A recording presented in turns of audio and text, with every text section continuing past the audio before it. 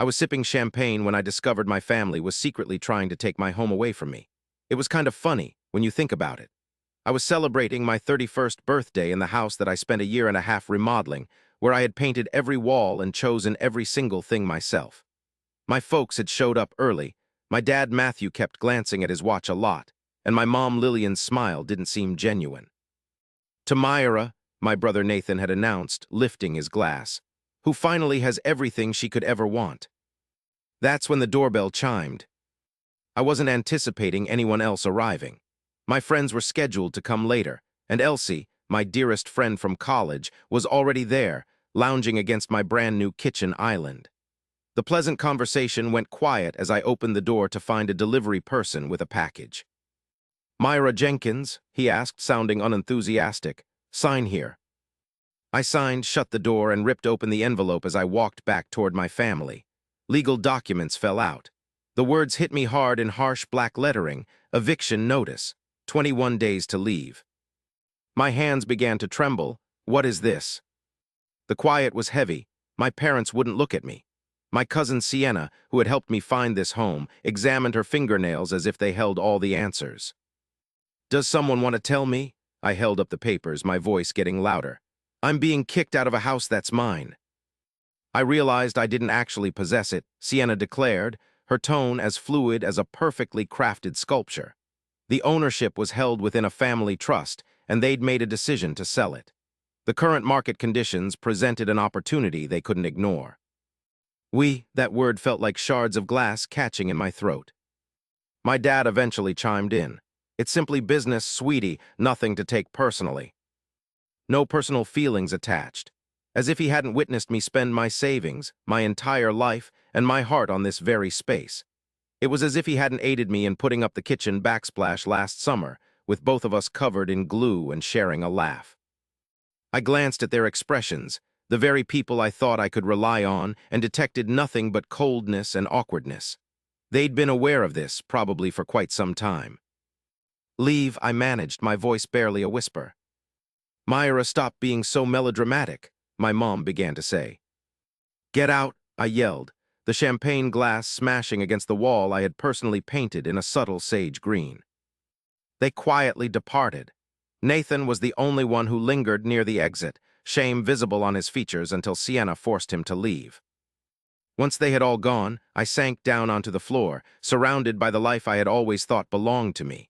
But even as the tears flowed, a feeling of coldness took hold inside of me. Their actions were planned, deliberate. They'd permitted me to fix up a place they were already planning to sell, allowing me to boost its worth as they secretly made their plans. I got up and went to my study, where the renovation plans and necessary documents were all over the walls. I always had a bad feeling about the documents, though I'd relied on my family's judgment. Now, seeing everything clearly, I understood I hadn't seen the truth. Right then, I resolved not to be the one they were taking advantage of. If they wanted to play dirty, so be it. But they seemed to have overlooked one important fact: I always went for the win. "It's incredible what you uncover when you start digging," I remarked to Elsie 3 days later. We were both at my dining table, piles of documents arranged in an organized fashion. She had stayed after everyone left, using her law background to analyze everything, even while I was still in disbelief. "They weren't careful," she confirmed, holding up a permit application. "These dates look like they've been changed." I hadn't been getting much sleep since my birthday, driven by a mix of anger and resolve that kept me going. The more I looked into things, the more obvious it all became. Sienna hadn't simply found this property for me, she'd planned the entire thing. "Check this out," I said, pulling up an email I'd recovered from an old email address. Sienna connected me with the real estate attorney who set up the trust. She specifically advised this specific arrangement. Elsie looked concerned. "And as I suspect, the fine print gives the trustees all the control." "Precisely, and guess who's in charge? My folks and Sienna." "What about this connection to Meridian Real Estate?" Elsie questioned, indicating another piece of paper.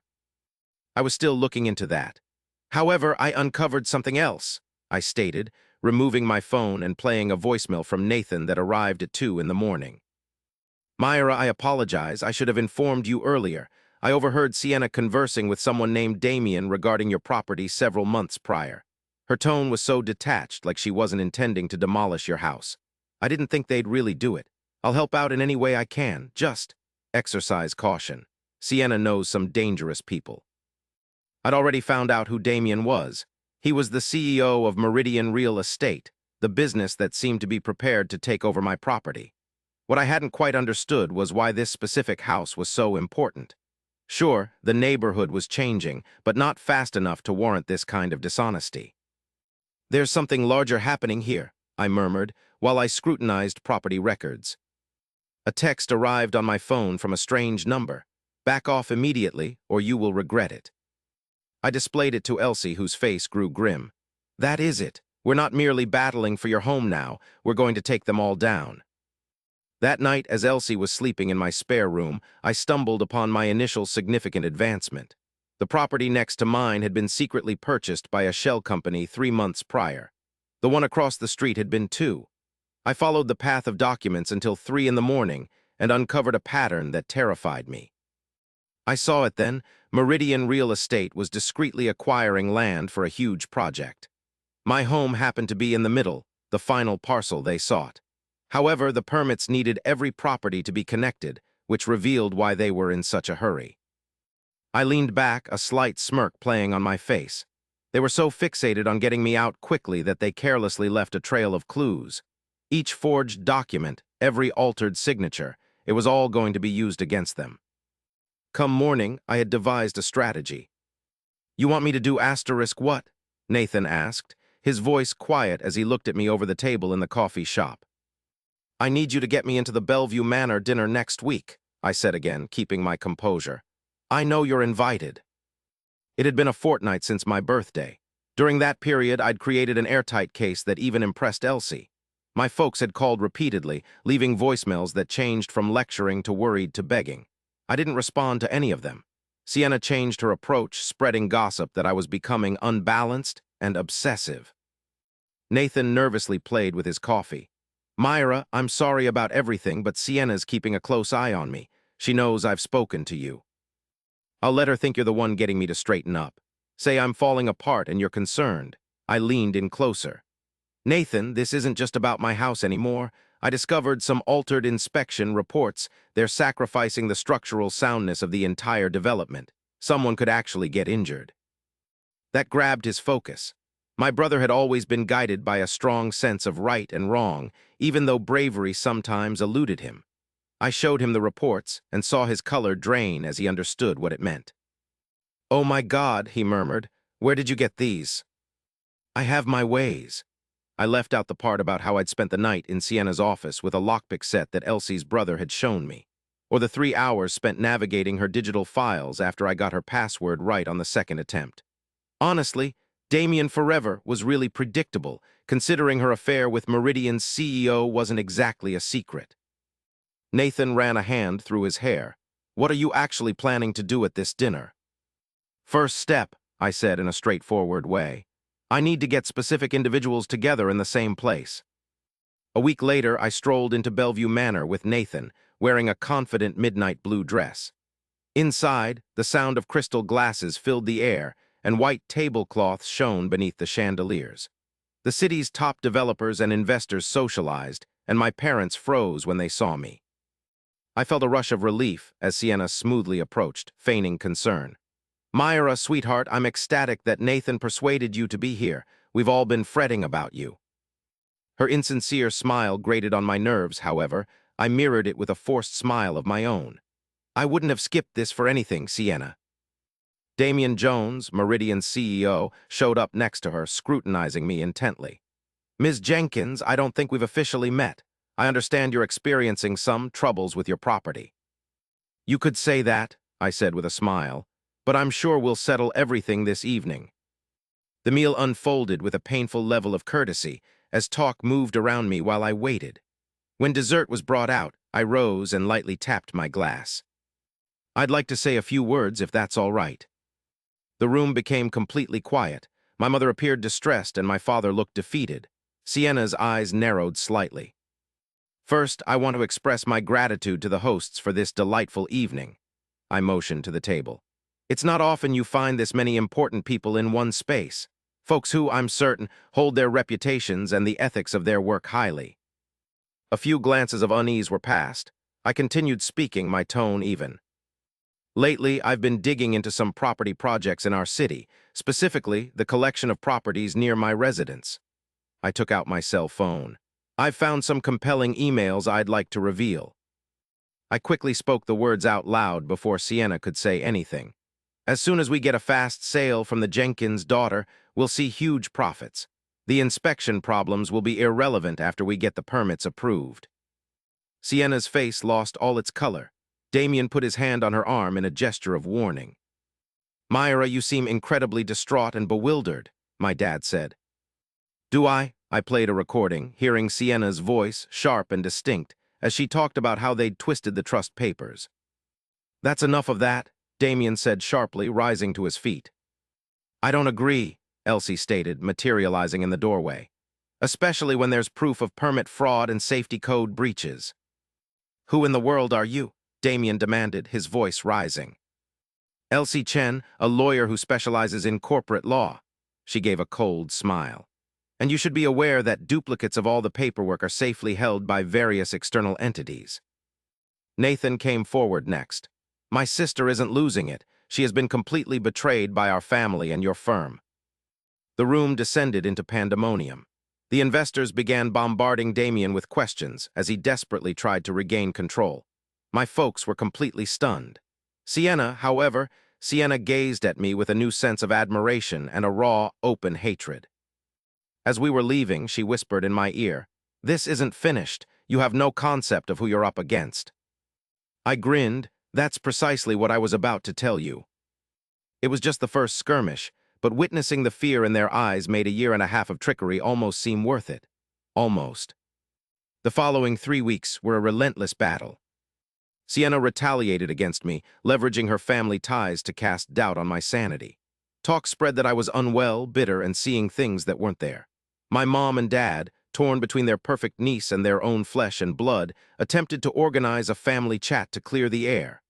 I refused. In the meantime, Meridian's public relations people ramped up their efforts, releasing press releases about their dedication to helping the community and running their business honestly. They insisted that any papers I had were either made up or misunderstood. However, I'd planned for every possible tactic. I fought back every time they struck at me. When they said the recordings were altered, I put out the entire audio with the date and time stamps and other important information. When they implied I'd faked the emails, I presented the information that proved the emails were real. When they attempted to speed up the eviction using quick legal methods, I was prepared with legal orders supported by proof of fraud. "They're panicking," Elsie mentioned one night while watching news about Damien at a quickly planned press conference. We had turned my living room into our base of operations, with lots of computers tracking everything people said about Meridian and their projects. "That's good," I replied. "People who are desperate make errors."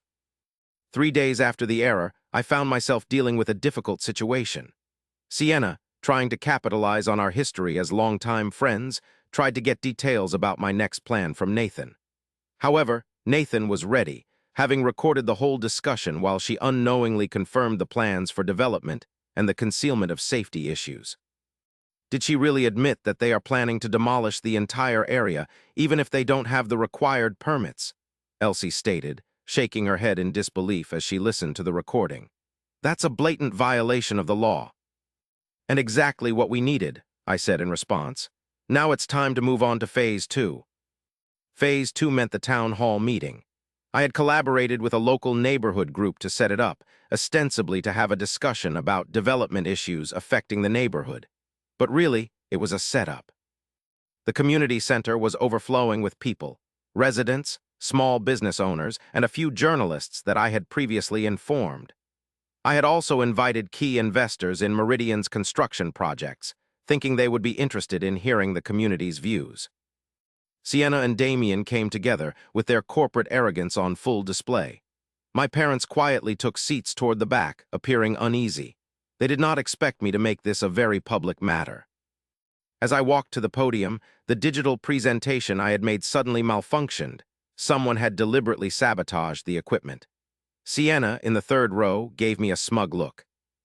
I disregarded the microphone. Truth doesn't depend on flawless timing or flashy displays, I announced, my voice echoing around the room.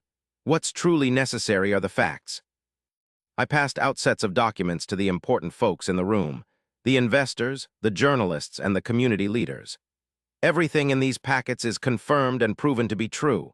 Inside, you'll see proof of safety inspections that were faked, permits that were forged, and intentional rigging of property values through dishonest practices.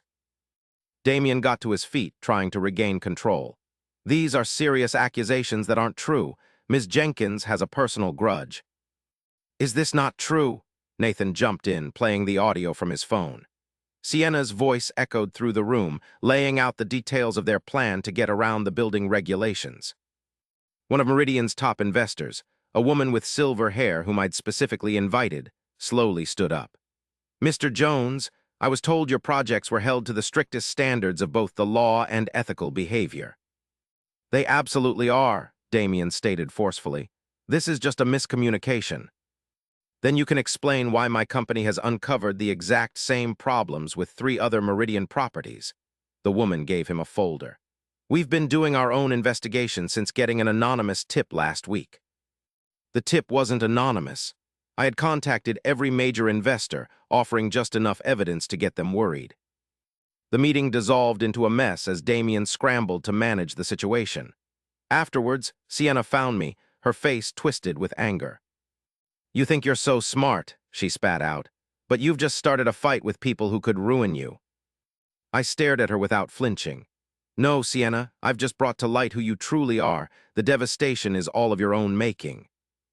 Perfect timing was essential for the final stage. Meridian was throwing a fancy fundraiser, supposedly to raise money for affordable housing, something I found bitterly amusing given their actual development plans. More significantly, it was also being used as an engagement party for Sienna and Damien, who had clearly decided that merging their power through marriage was the next sensible move. The Grand Regency Hotel was where it was all happening, with its enormous ceilings and giant windows that offered a view of the city. I got there early with Elsie, both of us wearing formal attire that helped us blend in with the employees doing their final prep work. Projection system is good to go, she confirmed while looking at her phone. Nathan's in place with the investors. I agreed, feeling my pulse quicken, and the legal team. Ready and waiting, the instant the presentation wraps up, they'll file the injunctions and lawsuits at the same time.